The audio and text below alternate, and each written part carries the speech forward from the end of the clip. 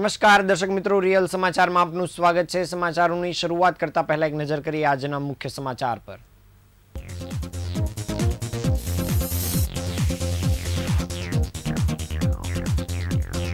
સુરતમાં passport office અને post ઓફિસને બોમ્બથી ઉડાવવાની ધમકી મળી।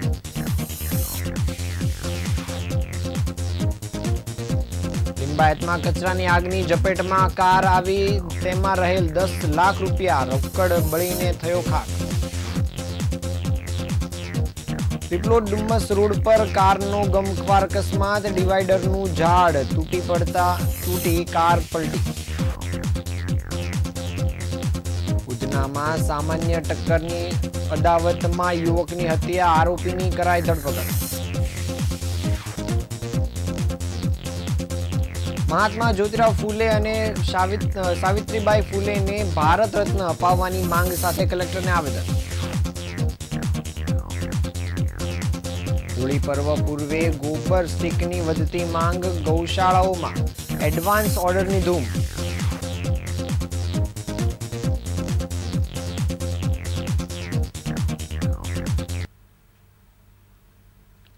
સમાચાર વિગતો જોઈએ। એક તરફ રાજ્યમાં ધોરણ 10 અને 12ની બોર્ડની પરીક્ષાઓ ચાલી રહી છે, ત્યારે આજે એટલે કે 27મી ફેબ્રુઆરીએ સુરત પોસ્ટ ઓફિસ અને પાસપોર્ટ ઓફિસને બોમ્બથી ઉડાવવાની ધમકી ભર્યો મેલ મળતા તંત્ર દોડતું થયું છે।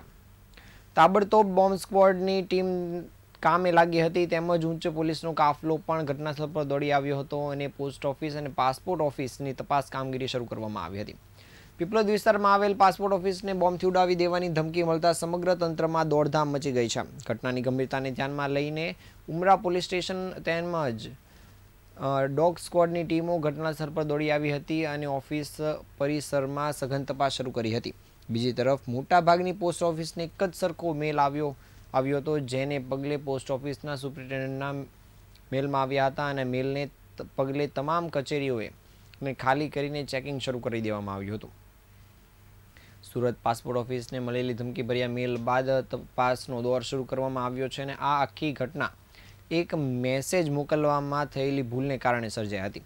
મેલ કે મેસેજમાં કોઈ ચોક્કસ સ્થળનો ઉલ્લેખ થયો ન હતો અને ગાંધીનગર એસપીના જણાવ્યા અનુસાર એક વાઢેર નામની વ્યક્તિએ ભૂલથી આ મેસેજ ફોરવર્ડ કર્યો હતો, જેના કારણે તંત્ર હરકતમાં આવ્યું હતું અને હાલ પોલીસ દ્વારા તે વ્યક્તિની પૂછપરછ કરવામાં આવી રહી છે। કોઈ પણ પ્રકારનો બોમ્બ કે જોખમ મળી આવ્યું નથી, એટલે કે સ્થિતિ સંપૂર્ણપણે સુરક્ષિત છે। જ્યારે આ પ્રકારનો જ મેસેજ મળતા જ નવસારી શહેરમાં પણ પોસ્ટ ઓફિસ અને પાસપોર્ટ ઓફિસમાં પણ સઘન તપાસ કામગીરી શરૂ કરવામાં આવી હતી। બોમ્બથી ઉડાવી દેવાની ધમકી ભરેલ ઈમેલ મળતા તંત્રમાં દોડધામ મચી ગઈ હતી। ધમકી મળતા જ પોલીસ તંત્ર અને સુરક્ષા એજન્સીઓ સતર્ક થઈ હતી અને બોમ્બ સ્ક્વોડ તેમજ સ્થાનિક પોલીસ પણ કામે લાગી હતી અને સઘન તપાસ શરૂ કરવામાં આવી હતી।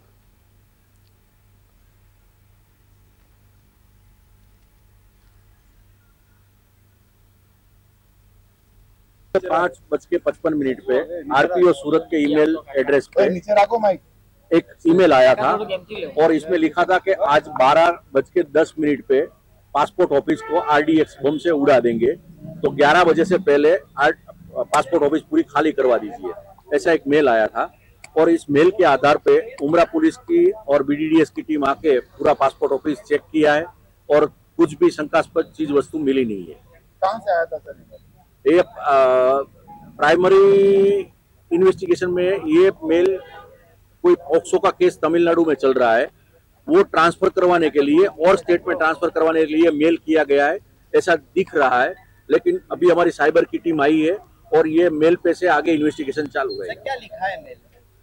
मेल में ये लिखा है कि केस है वो जो पॉक्सो का केस तमिलनाडु में चल रहा है, वो कोई और स्टेट में ट्रांसफर किया जाए। શહેરના લિંબાયત વિસ્તારમાં આવેલ આંજણા ફાર્મ નજીક આગની ઘટના સામે આવી છે, જ્યાં રસ્તા પર સળગાવેલા કચરાની આગે નજીકમાં રહેલી કારને ઝપેટમાં લીધી હતી। કારમાં લાગેલી આગ એટલી ઝડપથી ફેલાઈ હતી કે કારનો મોટા ભાગનો હિસ્સો બળીને ખાખ થયો હતો। જ્યારે કાર માલિકે દાવો કર્યો છે કે વાહનમાં રાખવામાં આવેલા અંદાજિત 10 લાખની રોકડ રકમ પણ આગમાં બળી ગઈ છે। પ્રાથમિક માહિતી મુજબ કોઈ અજાણ્યા વ્યક્તિએ રસ્તા પર પડેલા કચરાને સળગાવ્યો હતો, જેથી કચરાનો ઢગલો ધીમે ધીમે સળગી ઉઠ્યો હતો। શરૂઆતમાં સામાન્ય લાગતી આગે પવનના કારણે જોતજોતામાં વિકરાળ સ્વરૂપ ધારણ કર્યું હતું। જેથી રસ્તા પર નજીકમાં પાર્ક કરેલી કાર પર આગની લપેટમાં આવી ગઈ હતી અને ભડભડ બળકી સળગી ઉઠી હતી, જેના કારણે આસપાસના લોકોમાં ભારે અફરાતફરીનો માહોલ સર્જાયો હતો અને તેઓએ તાત્કાલિક ફાયર વિભાગને જાણ કરી હતી, જેના પગલે ફાયર વિભાગની ટીમ ઘટનાસ્થળ પર દોડી આવી હતી અને તરત જ આગ પર પાણીનો મારો ચલાવી કાબુ મેળવવા પ્રયાસ શરૂ કર્યા હતા. ત્યારે ફાયર વિભાગની ટીમે પાણીનો મારો ચલાવતા જ આગ પર કાબુ મેળવવામાં આવ્યો હતો. જોકે તે ત્યાં સુધીમાં કારનો મોટા ભાગનો હિસ્સો બળીને ખાખ થયો હતો. જ્યારે કારના માલિક દ્વારા દાવો કરવામાં આવ્યો છે કે વાહનમાં રાખવામાં આવેલા અંદાજિત 10 લાખ રૂપિયાની રોકડ પણ આ આગમાં બળીને ખાખ થઈ છે.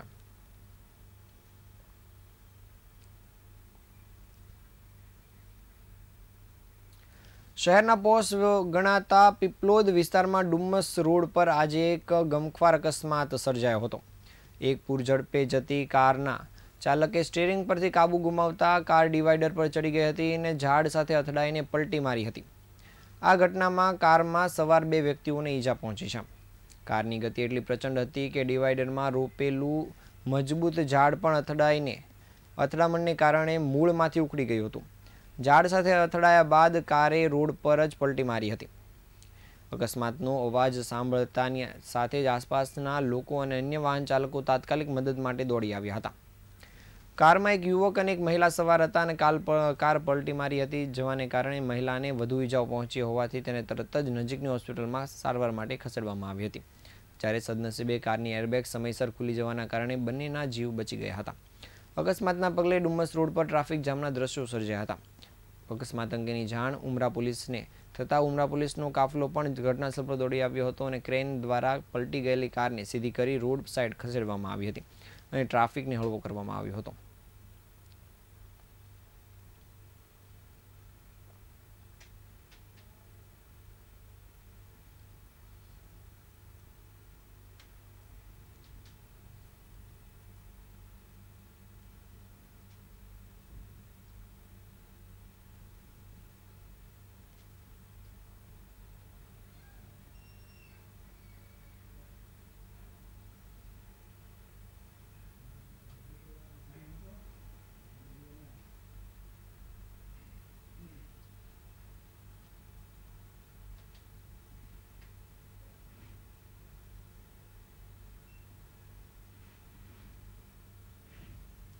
સુરતના ઉધના વિસ્તારના બીઆરસી પાસે આવેલા પ્રભુનગરમાં માત્ર ચાલવા માટે થયેલી એક ટક્કરમાં 25 વર્ષીય યુવકની નિર્મમ હત્યા કરી નાખવામાં આવી છે.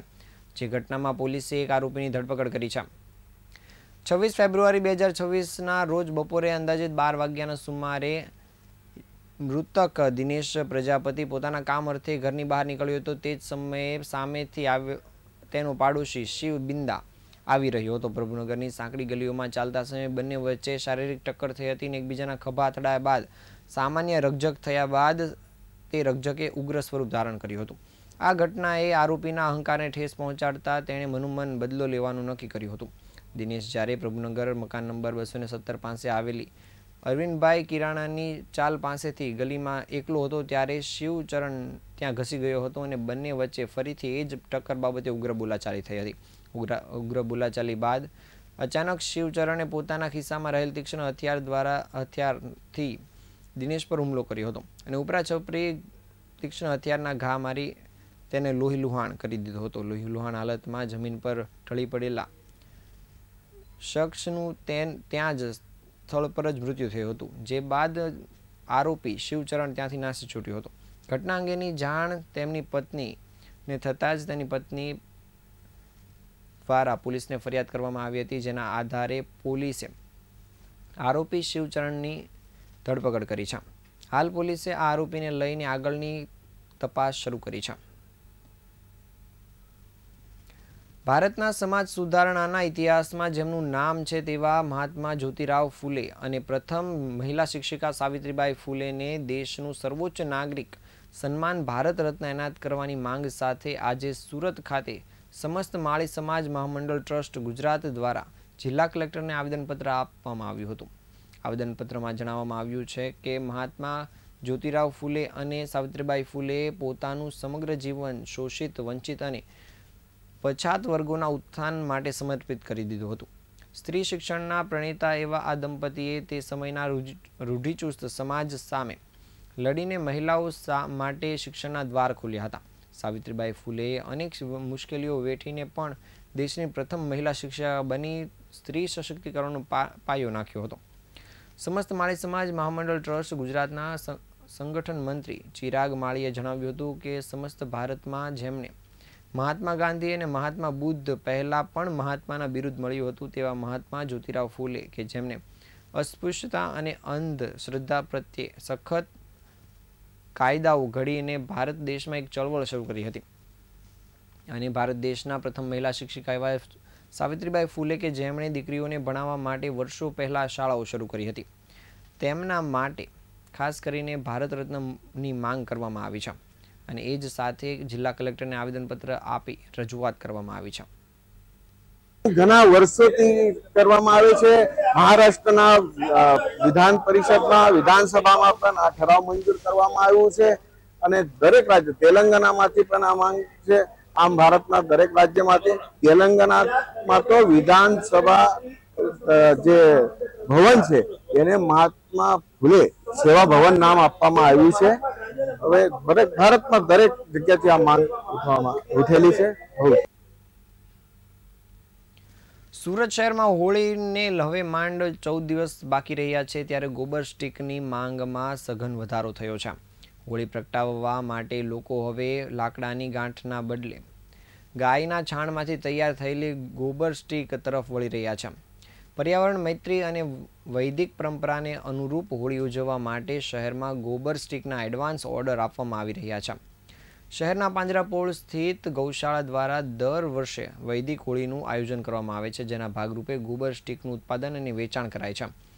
એક જ પાંજરાપોળમાંથી દર વર્ષે અંદાજિત 50 થી 60 મેટ્રિક ટન ગોબર સ્ટીક તૈયાર કરવામાં આવે છે, જ્યારે શહેરની વિવિધ ગૌશાળામાંથી મળીને પ્રતિ વર્ષે આશરે 1000 મેટ્રિક ટન ગોબર સ્ટીકનું વેચાણ થાય છે. ગોબર સ્ટીકનો ભાવ માત્ર 25 રૂપિયા પ્રતિ કિલો રાખવામાં આવ્યો હતો, જે લાકડાની ગાંઠની સરખામણીમાં ઓછો હોવાથી લોકોમાં તેનો સ્વીકાર વધ્યો છે. ગોબર સ્ટીકથી પ્રગટાવવામાં આવતી વૈદિક હોળી પર્યાવરણ માટે લાભદાયી સાબિત થઈ રહી છે. વૃક્ષોનું નિકંદન અટકાવવાના પ્રયાસ સાથે શરૂ કરવામાં આવેલી મુહિમ લોકોએ પણ અપનાવી છે અને તેનો ફાયદો વાતાવરણને પણ થાય છે. ગૌશાળાઓએ મળી આવક ગાયના નિભાવ અને સંભાળ પાછળ ખર્ચવામાં આવે છે, જેના કારણે ગૌસેવા માટે સાથે સાથે પર્યાવરણ રક્ષણનો પણ દ્વિગુણી લાભ અહીં મળે છે. આ રીતે સુરતમાં હોળી પર્વ પર્યાવરણ અને પ્રકૃતિ સાથે સંકળાયેલું જોવા મળી રહ્યું છે.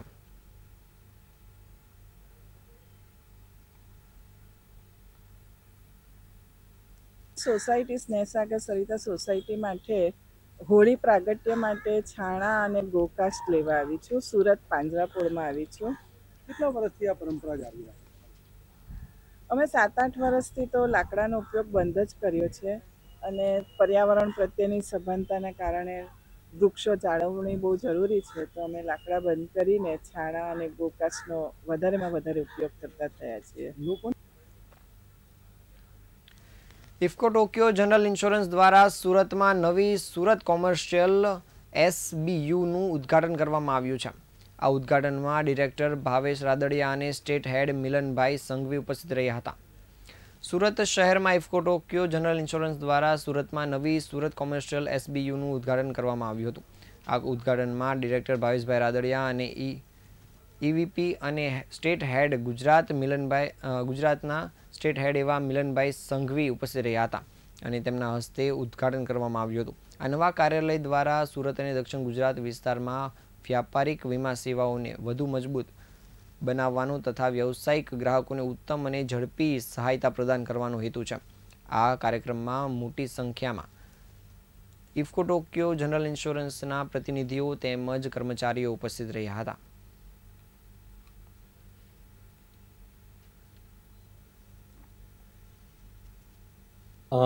હું ઇફકો ટોક્યો જનરલ ઇન્સ્યોરન્સ કંપનીમાં ડાયરેક્ટર છું.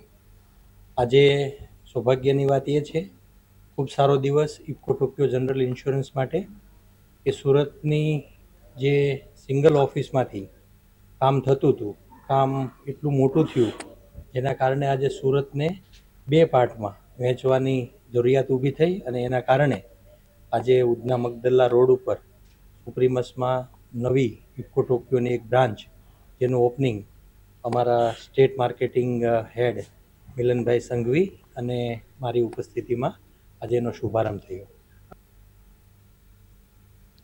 સુરતમાં નાગરિકોને ઘર આંગણે ન્યાય મળી રહે તે હેતુથી મોબાઈલ લોક અદાલતનું આયોજન કરવામાં આવ્યું હતું. કોસાડ આવાસ ખાતે યોજાયેલ આ પ્રી કન્સિલેશન લોક અદાલતમાં મોટી સંખ્યામાં લોકો ઉમટી પડ્યા હતા. નેશનલ લીગલ સર્વિસ ઓથોરિટીના માર્ગદર્શન હેઠળ અને જિલ્લા કાનૂની સેવા સત્તામંડળ દ્વારા આ ખાસ લોક અદાલત યોજાઈ હતી. કાર્યક્રમ દરમિયાન DLSA દક્ષિણ ગુજરાત વીજ કંપની લિમિટેડ તેમજ સુરત મહાનગરપાલિકા કોર્પોરેશનની ટીમોએ સંયુક્ત રીતે કામગીરી સંભાળી હતી. લીગલ એઇડ ડિફેન્સ કાઉન્સિલ એવા વિશાલ રંગાડિયાએ કાર્યક્રમ અંગે વિગતવાર માહિતી આપતા જણાવ્યું હતું કે આ લોક અદાલતમાં કુલ 169 જેટલા પડકાર કેસોને હાથ ધરવામાં આવ્યા હતા. અનેક કેસોમાં નાગરિકોએ દંડ ભરીને સ્થળ પર જ સમાધાન મેળવ્યું હતું, જેના કારણે લાંબી કોર્ટ પ્રક્રિયાથી રાહત મળી હતી. ગત ડિસેમ્બરમાં યોજાયેલી લોક અદાલતની જેમ આ વખતે પણ લોકોનો ઉત્સાહભેર પ્રતિસાદ મળ્યો હતો. વધતી ભીડને ધ્યાનમાં રાખીને લોક અદાલતનો સમય સાંજે 5 વાગ્યા સુધી લંબાવવામાં આવ્યો હતો. ઓથોરિટીના કુલ ટાઈમ સેક્રેટરી એવા DR જોશીની દેખરેખ હેઠળ સમગ્ર આયોજન સફળતાપૂર્વક પાર પાડવામાં આવ્યું હતું. કોર્ટના ધક્કા ખાવા વગર નાગરિકોને તાત્કાલિક ન્યાય અપાવવાનો આ પ્રયાસ પ્રશંસનીય માનવામાં આવી રહ્યો છે.